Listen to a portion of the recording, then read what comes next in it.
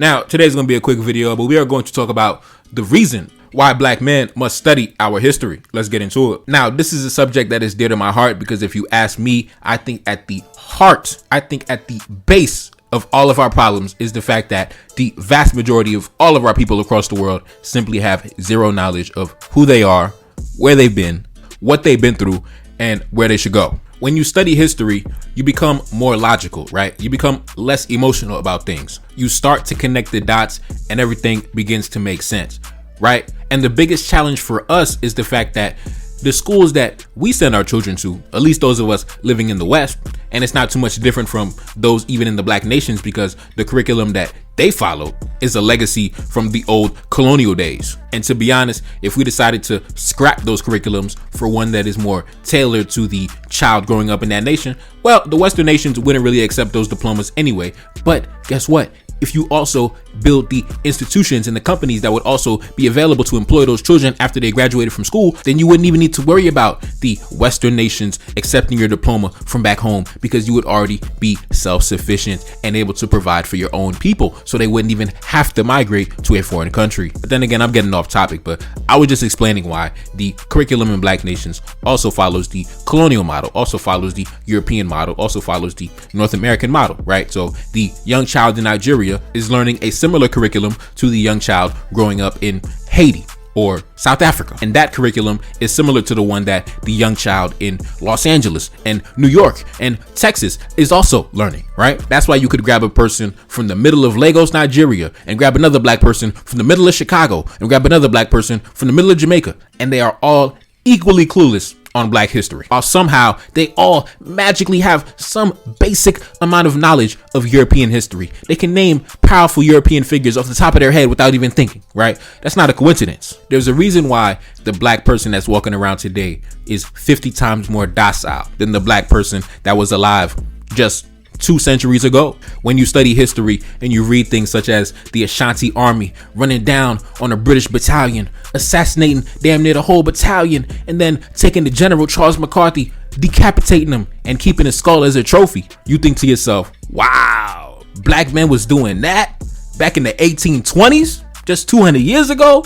That'll change your whole way of thinking. You'll start to understand why European nations have such a hostile energy when it comes to black nations. You understand why white men have a hostile energy when it comes to black men, right? You understand why things start to make sense. You stop feeling like a victim so much and you start to understand, okay, these people don't feel this way because, they got something against me. They feel this way because, we got bad blood. We got history together. We done, we done took your head off a few times, we done let it be known, we done smacked you up. You still got nightmares from, 1823, So you start to feel more empowered. Like, man, you're not a victim, man. You're not a victim. You're not a victim. In fact, even your quote unquote opponents know that you're not a victim. They know the history. They got the records. They got the archives. You don't. You're the one that's ignorant. You're the one that's clueless. You're the one that don't know what happened. You're the one with amnesia. You don't know shit. You know what I'm saying? But your opponent, yeah, he knows. He knows your power. He knows what you're capable of because he knows what you've done. Now, the average person is clueless in terms of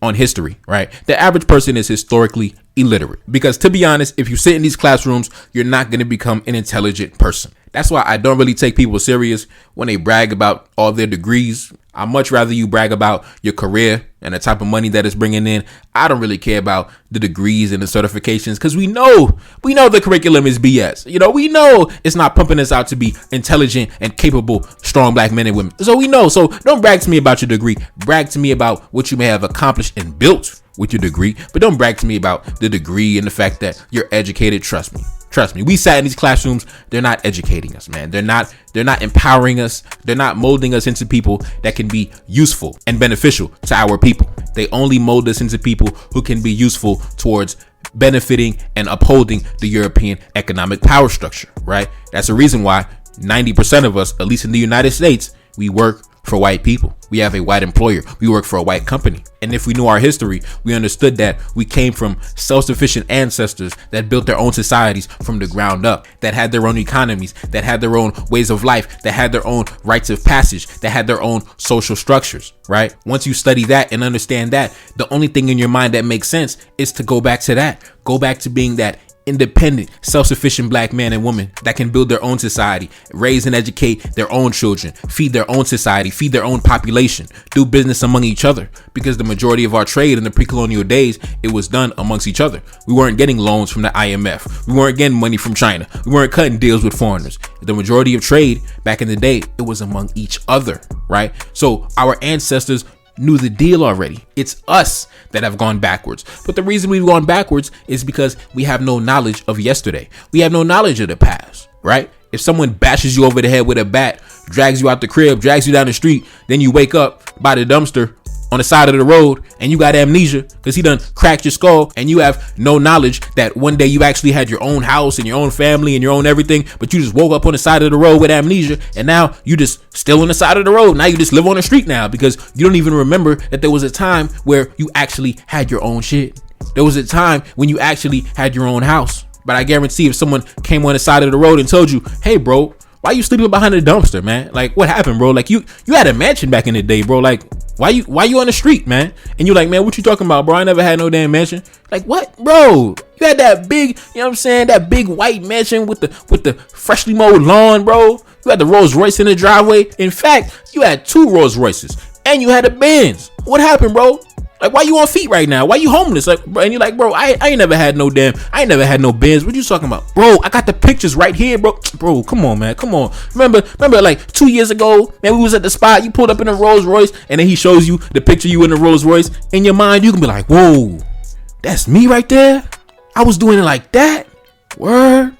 Man, I got to get off the side of the road, man. I got to get back to the Rolls Royce. If that's the case, that's what's going to happen when you study your history, right? When you actually get your memory back, when you no longer have amnesia, you're going to want to go back to your greatness. You're going to want to go back to when you were on top, right? When you had the mansion and the Rolls Royce, because in your current state, you have amnesia. You don't know that you had a mansion and a Rolls Royce, so you don't even think it's possible, right? But once they show you the pictures, the videos, man, I guarantee it's going to be like, man, what?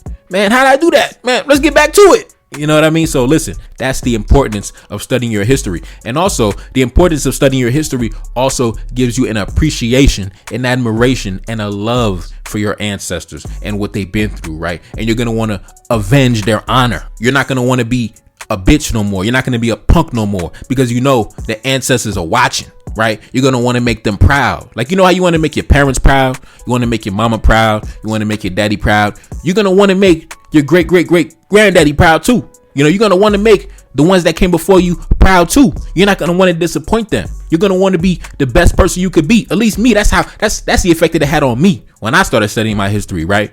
So you start to really have a veneration for your ancestors that you wouldn't believe, right? And that's the importance of studying your history. That's why they teach us about George Washington and Thomas Jefferson and Napoleon Bonaparte and Winston Churchill and all these European figures, right? Because they want us to worship them. They want us to give them the admiration and praise and the veneration. They want their children to also have that same love and admiration for their ancestors, so they go out into the world and conquer and defend their honor, right? Right? That's why the Europeans are on top, because their kids know their history. Their kids know about Napoleon and Thomas Jefferson and George Washington. They know about all those legendary European figures that came through, conquered the world, took to the seas and conquered lands and accumulated billions and billions of dollars. They know about all those men. They know about all those men. That's why they have the spirit of dominance that they have over you when you think it's white supremacy. No, they just understand who they are, and they are here to defend the honor of their ancestors, right?